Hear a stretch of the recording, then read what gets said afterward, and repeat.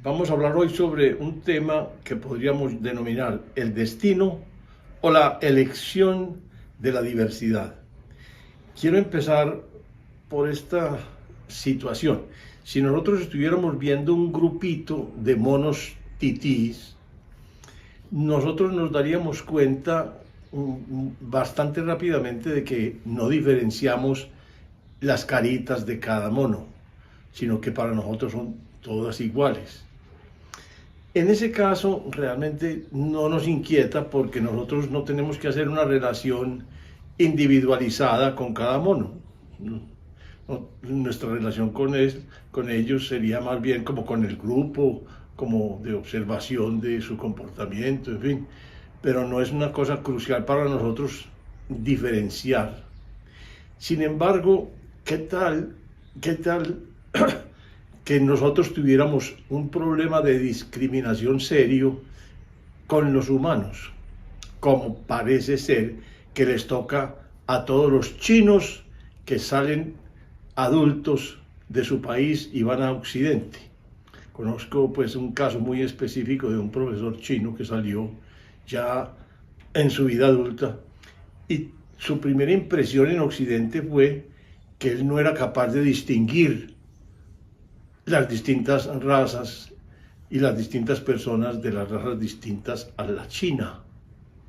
Cosa tan increíble, porque quiero que se imaginen cómo será la confusión mental tan grande cuando uno no puede distinguir al otro. Si lo primero que uno hace al hacer una relación justamente es individualizarla, conocer a la otra persona, saber quién es para digámoslo, ligar su historia, ligar los compromisos que hacemos con ella, poderla reconocer. Obviamente cuando la veamos, cuando nos volvemos a encontrar.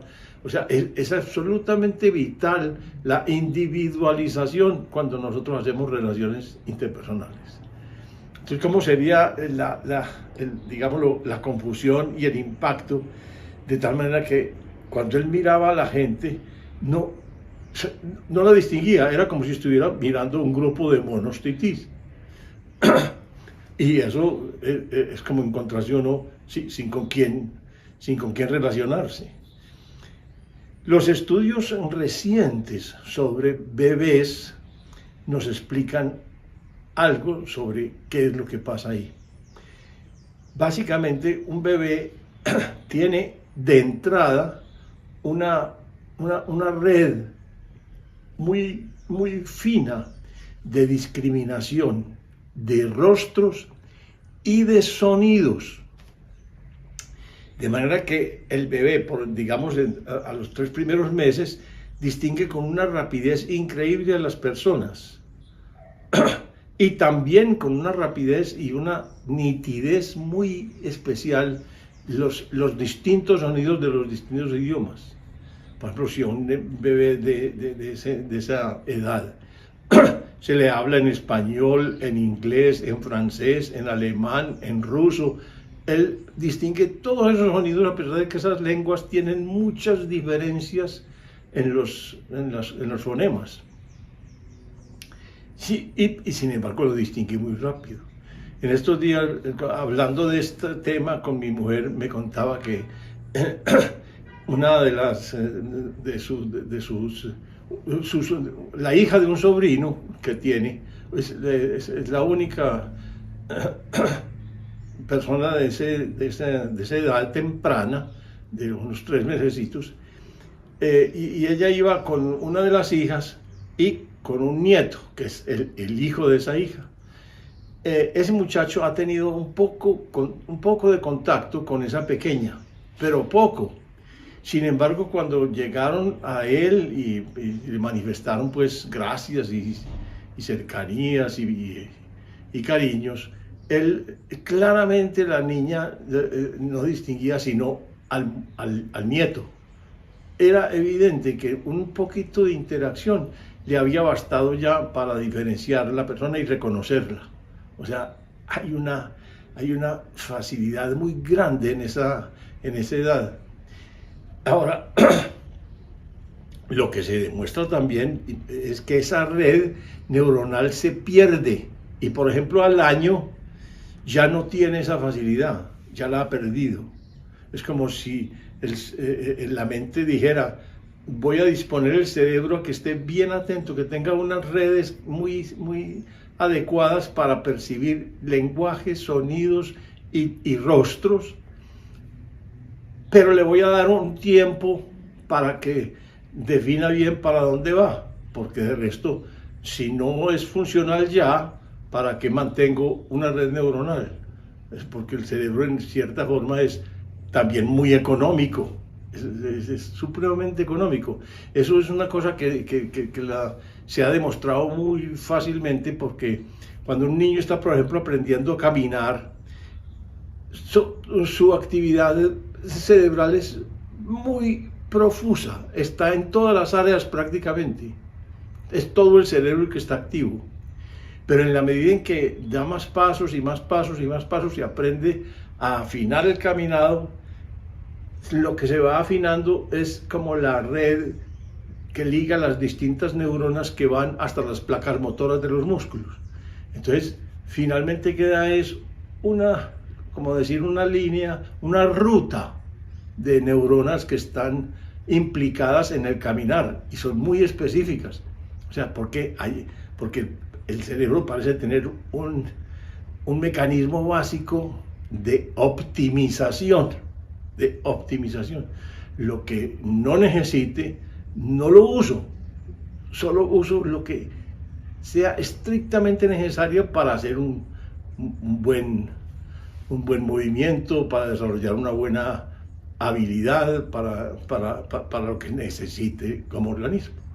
Entonces, esa ley de la economía hace que las redes neuronales tempranas, que son supremamente sensibles a las diferencias, al año desaparezcan, porque ya no se necesitan. Y eso es lo que puede pasar con todos los chinos, porque uno nace en China y que tiene alrededor 1.000 millones o más de chinos, todos iguales, pues entonces tiene que hacer diferencias entre ellos, pero no tiene ningún occidental, ningún negro, ningún indio, nada. Entonces no hay una necesidad de diferenciación más allá de los datos que permitan diferenciar entre las personas de China y entre todas las que le quedan cerquita en su familia. Entonces, muy seguramente que a cualquier chino le pasa lo mismo, porque todos nacen en ese mismo ambiente, todos conocen es chinos, conocen el idioma básico, el mandarín, por decir alguna cosa, y no tienen ni que abundar en reconocimiento de sonidos, ni que abundar en reconocimiento de rasgos característicos del ser humano. Muy llamativo para mí fue ese caso, que me llamaba la atención, cómo será la confusión directa. Y sobre todo porque de ahí, ¿qué se sigue? Ese profesor, por ejemplo, para poder trabajar, estudiar y investigar en Occidente, tuvo que hacer esfuerzos muy deliberados, de fijarse bien en cada persona cercana, intentar compararla con otras también de su cercanía, y intentar seleccionar rasgos únicos que permitieran la individuación o individualización del trato y de la relación.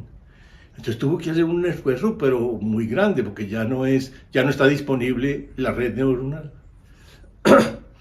Yo sumaba a eso a otra circunstancia que hace poco insistí en otro de los videos, y es el hecho de que nuestra herencia genética es tan grande, tan gigantesca, y son tan grandes las posibilidades de combinación de tantos miles de genes que tiene una célula humana, que eso da cifras cósmicas, astronómicas de posibilidades. Entonces,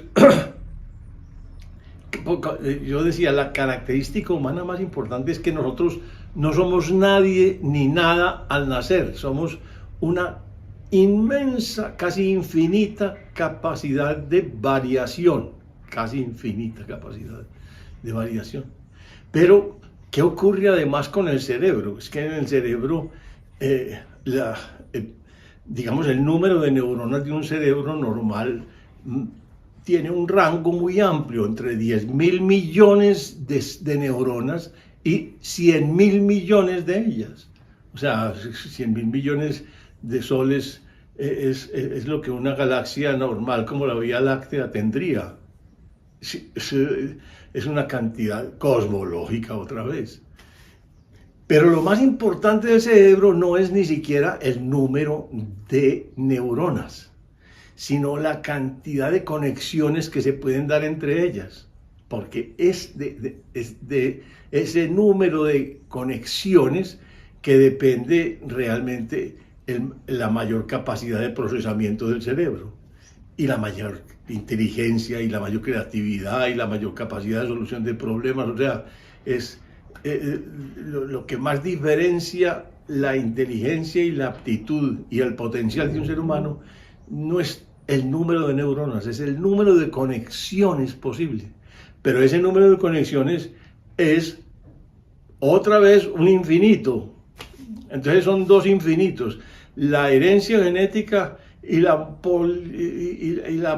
digamos, la proliferación infinita prácticamente de conexiones entre las distintas neuronas del cerebro, las que nos dan la posibilidad de hacer todavía muchas más, digámoslo, actividades y desarrollos.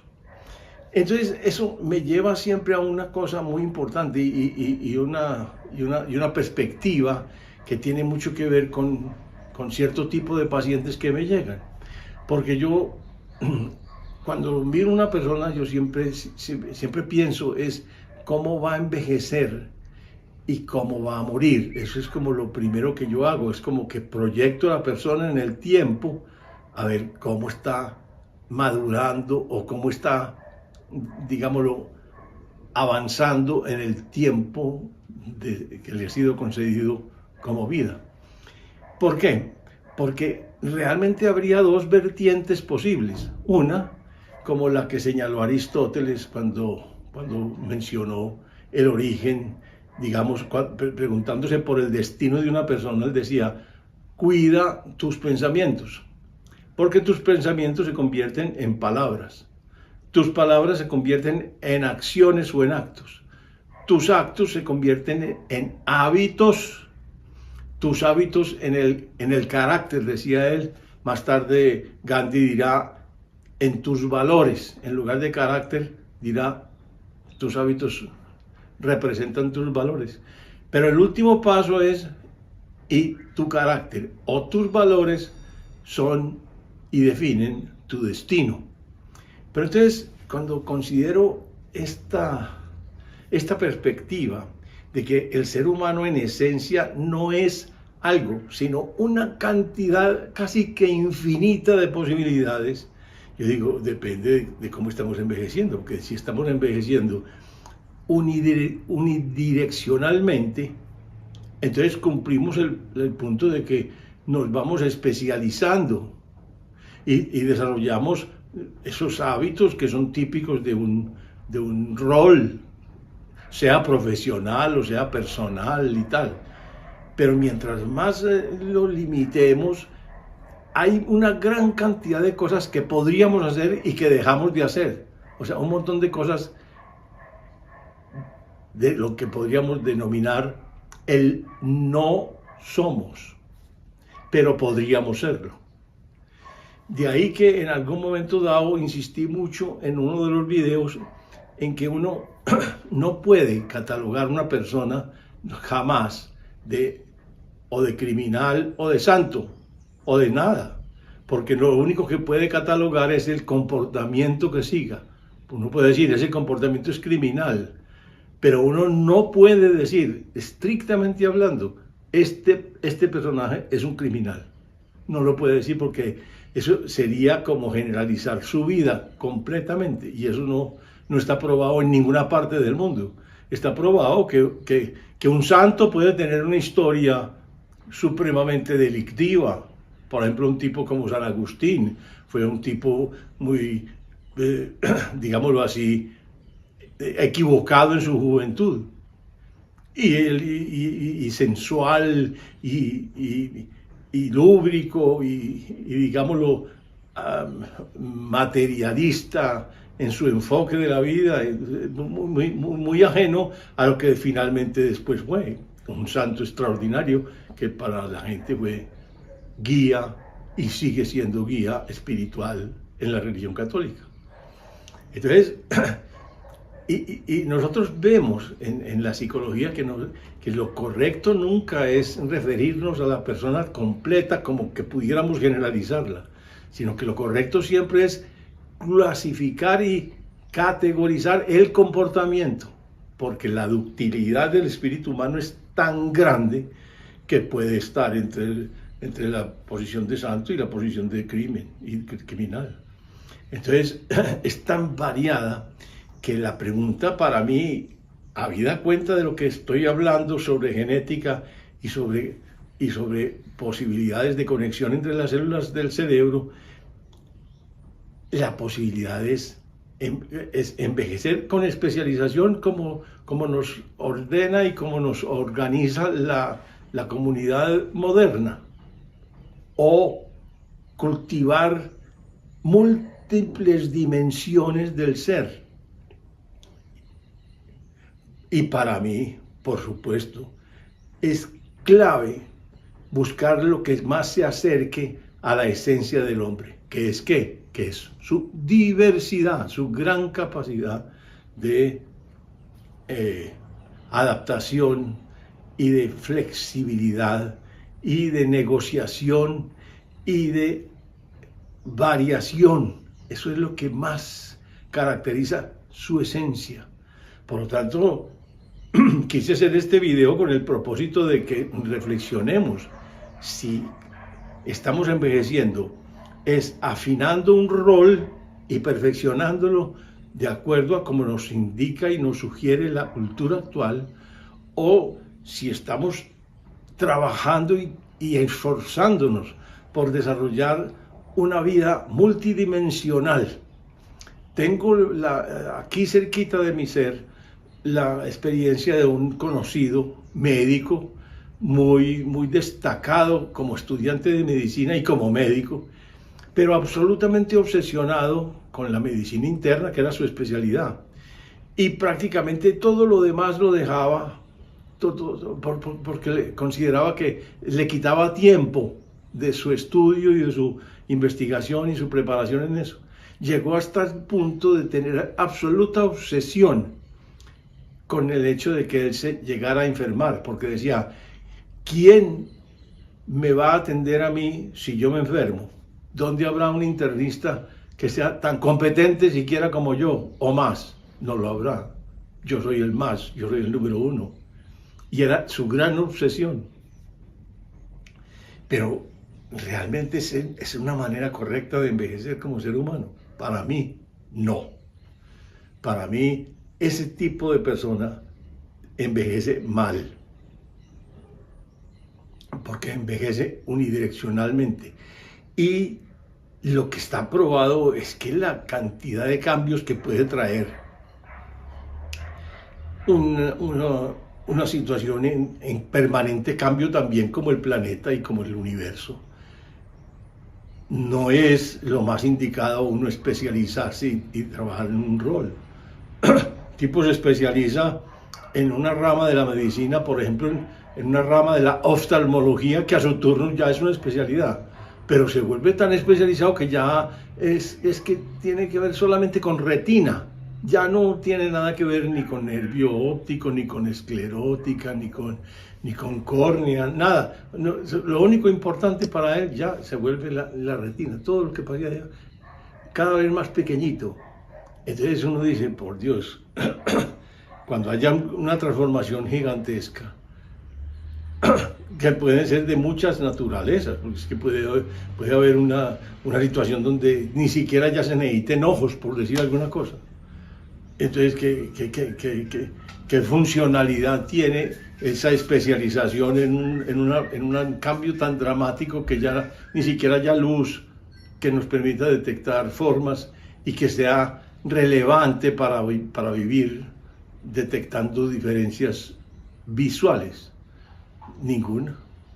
Pero los cambios pueden ser de mil maneras también. Entonces, no es solamente que ya no se necesite la luz para hacer la diferenciación óptica de las cosas, sino que puede venir de pronto una técnica tan renovadora que mejore de una vez toda la condición retiniana de los ojos y ya quedó obsoleto, porque no sabe nada más.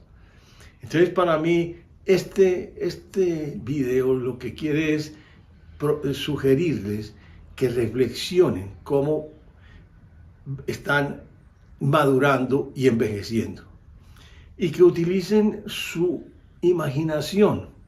Hay una cosa importantísima en la imaginación que yo quiero también subrayar como punto final de este video, y es que nosotros podemos imaginar muchas cosas. Yo he dado muy recientemente un ejemplo, como quien dice, una situación donde no me mueve emocionalmente. Por ejemplo, yo puedo imaginarme que hay una estrella específica que ilumina y me manda su luz específicamente a mí. Yo eso me lo puedo imaginar. Pero es tan poco probable que no afecta mis estados emocionales, no me produce ninguna emoción. En cambio, cuando hay una imaginación probable, o sea, de algo que es profundamente significativo para mí, esa visualización está acompañada de emociones. Entonces, uno con la emoción distingue claramente cuál es la visualización de la imaginación que considera probable y cuál es la que considera muy poco posible y poco probable, entonces no tiene impacto sobre uno. Yo quiero que ustedes usen su imaginación para visualizarse en situaciones nuevas. Por ejemplo, haciendo un tipo de lectura distinto. Por ejemplo, ensayando a aprender un idioma diferente. Por ejemplo, aprendiendo un instrumento musical, o aprendiendo otro instrumento si ya manejan uno, aprendiéndose nuevas canciones si ya manejan un repertorio. O sea, siempre aumentando las dimensiones de la vida, siempre intentando coger nuevos retos, nuevos ámbitos en donde podamos interesarnos y ejercitar nuestro potencial. Y con eso, yo creo que nosotros podemos trazar un sendero de crecimiento que respete en lo máximo posible la esencia del ser humano, que es su gran potencial de diversidad. Con todo el corazón, los espero en el próximo.